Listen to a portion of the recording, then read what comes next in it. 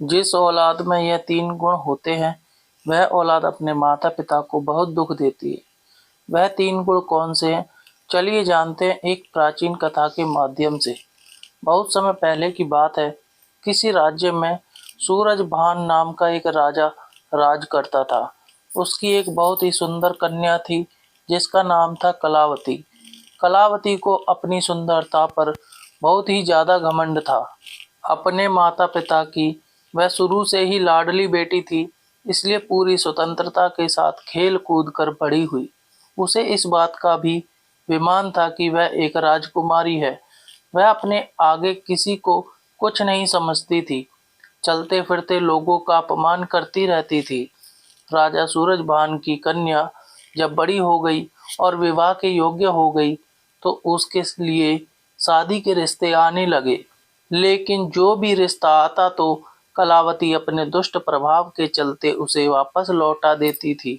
उसके लिए न जाने कितने ही रिश्ते आए, परंतु उसने सबको अपमानित करके और उनकी हंसी उड़ाते हुए वहां से वापस कर देती थी।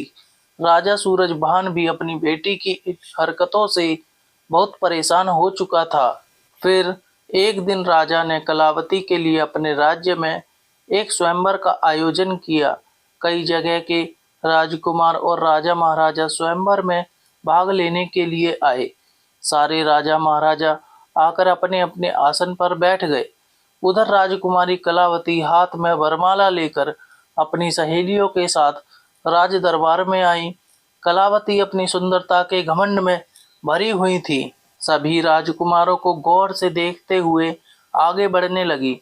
वह जिस भी राजकुमार के सामने पहुंचती तो उसी की किसी न किसी बात पर खिल्ली उड़ाती और आगे बढ़ जाती।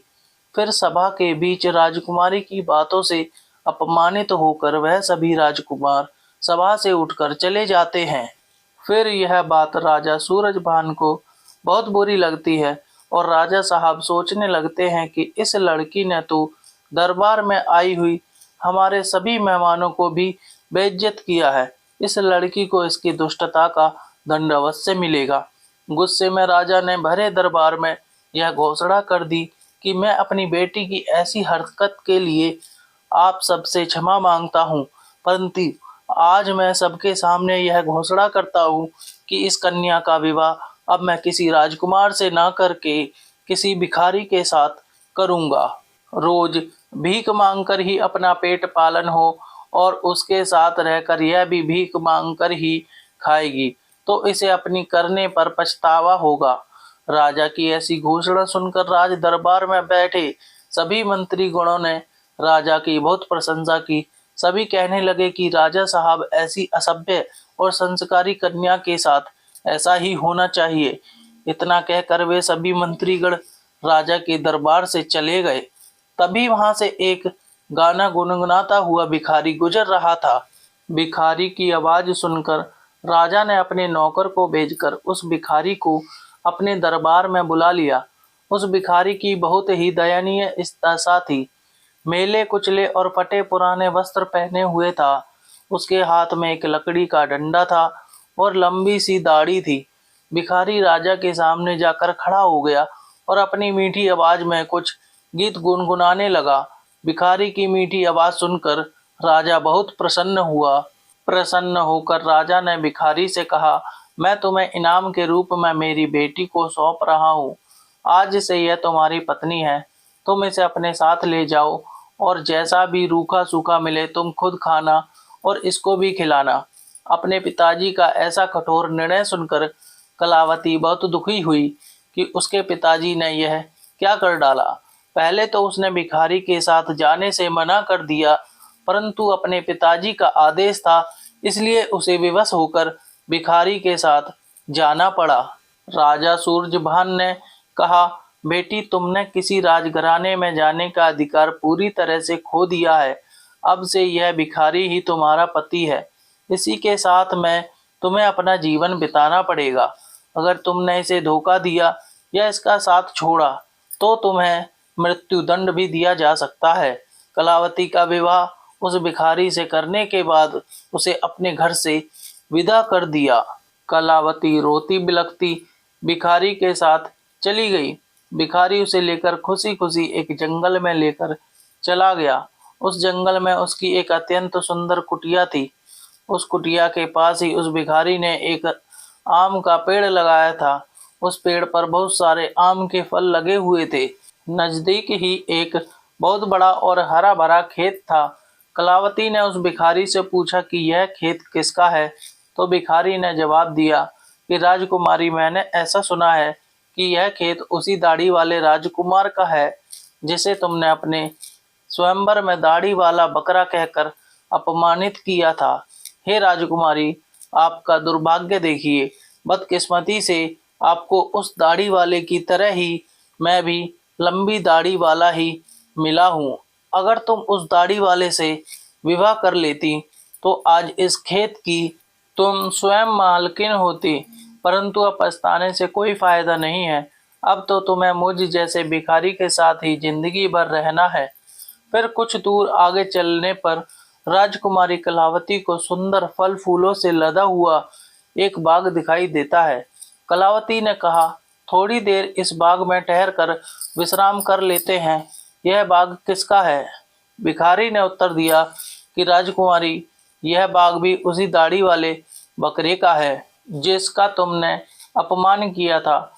इसलिए अति शीघ्र विश्राम करके यहाँ से निकल चलो, वरना उस दाढ़ी वाले राजकुमार को पता चल गया तो वह हमें अपमानित करके भगा देगा। सोचो, अगर तुम उससे विवाह कर लेती तो यह बाग भी तुम्हारा होता और मुझ भिखारी के साथ में नहीं आना पड़ता, परंतु तुम्हारा घमंड ही तुम्हें यहाँ ले आया। इस प्रकार वह बातें करते हुए दोनों आगे को बढ़ते चले गए। कुछ दूर आगे चलने पर वह एक सुंदर नगर में पहुंचे। ऐसा लग रहा था जैसे वह नगर किसी राजा की राजधानी हो। कलावती ने पूछा, यह नगर किस राजा का है?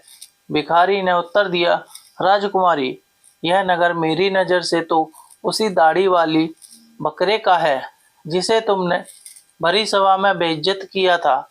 सोचो, अगर तुमने उससे शादी कर ली होती तो तुम इस नगर की रानी होती और अनेक दासियां तुम्हारी सेवा करती, परंतु अपने रूप के घमंड में आकर तुमने अपनी किस्मत फोड़ ली और मुझ भिखारी के साथ विवाह करके तुमने अपनी जिंदगी को दुखों में धकेल दिया। परंतु अब क्या हो सकता है, जो होना था सो हो गया। भिखारी की बात सुनकर राजकुमारी को बड़ा पश्चाताप होने लगा।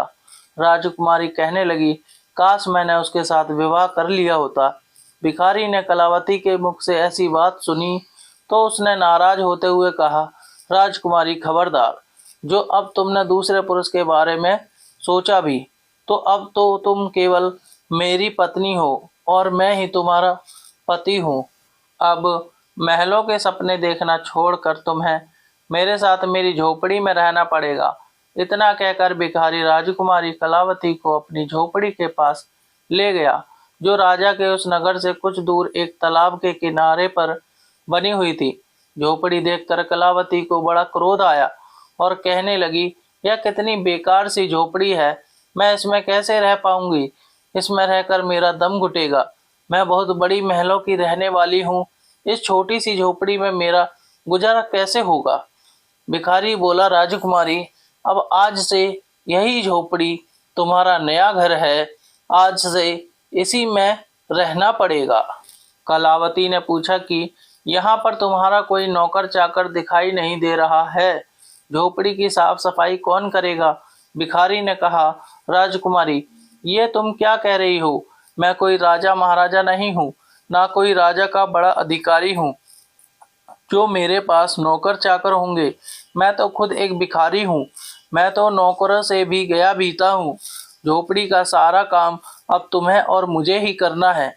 चलो, अब तुम पहले झोपड़ी की साफ सफाई करो, फिर मेरे लिए खाना बनाओ, मुझे बहुत भूख लगी है।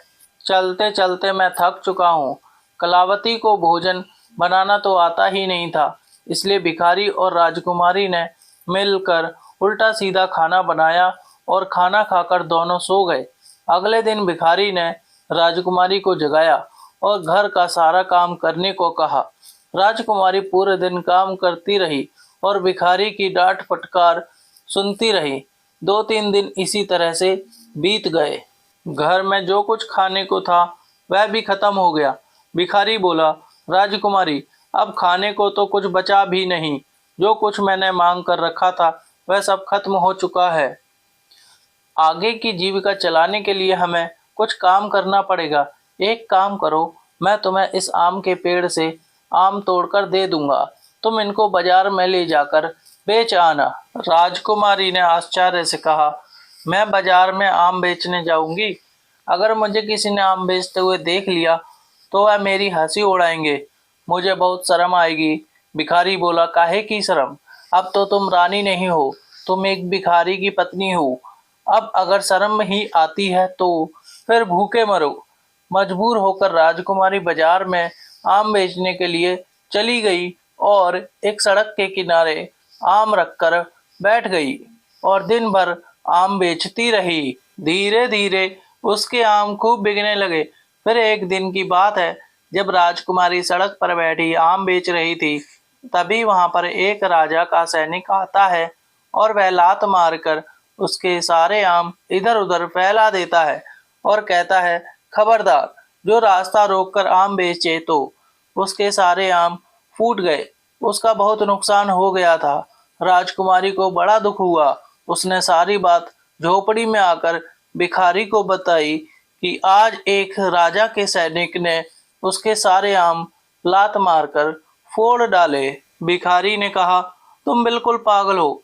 अगर तुम बीच रास्ता रोककर दुकान लगाओगी तो सिपाही तो आम फोड़ेंगे ही। तुम्हारी वजह से राहगीरों को वहां से निकलने में तकलीफ हो रही होगी। अब तुमसे यह काम भी ठीक से नहीं होगा। तुम्हें कोई काम बताओ तो तुम उस काम को ठीक से नहीं करती हो और मैं जा रहा हूँ और तुम्हारे लिए कोई काम तलाश करूंगा। भिखारी गया और राजा के एक बड़े अधिकारी के यहाँ रसोई का काम तलाश आया और कलावती से कहा कि मैंने तुम्हारे लिए काम की व्यवस्था कर दी है। कल से तुम राज्य कर्मचारियों की रसोई में जाया करोगी और वहाँ के रसोइयों के साथ मिलकर खाना बनाओगी। वहाँ से हमें खाने के लिए अच्छा अच्छा भोजन भी मिलता रहेगा। इस प्रकार वह घमंडी राजकुमारी रसोइयों की मददगार बनकर काम करने लगी। वह सुबह से शाम तक रसोइयों के साथ मिलकर काम करती। वो रात को बचा हुआ खाना अपने घर ले आती। इस तरह दोनों की जिंदगी अब सुकून से कटने लगी। फिर एक दिन की बात है, कलावती रसोई में काम कर रही थी। तभी उसने खिड़की से झांक कर देखा तो वहां राजा के महल में कुछ उत्सव होने वाला था। पूरा राजमहल सजाया हुआ था। बड़े बड़े मेहमान आ रहे थे। नौकर चाकर उनका स्वागत कर रहे थे। महल में बड़ी धूमधाम थी। राजकुमारी वह सब देखकर अपनी किस्मत को कोस रही थी। अपनी किस्मत पर आंसू बहा रही थी। वह सोच रही थी कि काश मैं भी इतनी घमंडी नहीं होती तो मुझे यह दिन देखने को नहीं मिलता। वह वहां खड़ी खड़ी सोच रही थी, तभी वहां दो दासियां आती हैं और कुछ खाने का सामान उसकी टोकरी में रखकर चली जाती है। राजकुमारी टोकरी को लेकर अपने घर को लौटने लगी। अभी वह दरवाजे से निकली ही थी, तभी सामने से एक राजसी पोशाक पहने हुए एक पुरुष ने आकर उसे रोक लिया। देखने में वह वहां का राजा महाराजा मालूम पड़ रहा था। राजकुमारी ने जब उसके चेहरे को देखा तो वह डर के मारे कांपने लगी, क्योंकि वह राजा वही दाढ़ी वाला था जिसको कलावती ने अपने यहाँ दाढ़ी वाला बकरा कहकर अपमानित किया था। राजा ने राजकुमारी से कुछ नहीं कहा, बल्कि वह उसका हाथ पकड़कर दरबार में लेकर पहुंचा। जहां तमाम मेहमान लोग बैठे हुए थे, वहां की भव्यता को देखकर घबराहट में राजकुमारी के हाथ पैर कांपने लगे। उसके हाथ से टोकरी छूटकर जमीन पर गिर पड़ी। टोकरी में रखा हुआ खाना जमीन पर गिरकर इधर उधर बिखर गया। राजकुमारी बहुत उदास हो गई। दरबार में बैठे हुए मेहमान यह देखकर जोर जोर से हंस पड़े। अपने ऊपर सबको हंसता हुआ देखकर कलावती घुटन से मरी जा रही थी। उसे ऐसा लग रहा था कि इसी वक्त धरती फट जाए और मैं उसमें समा जाऊं। वह राजा से अपना हाथ छुड़ाकर भाग जाना चाहती थी।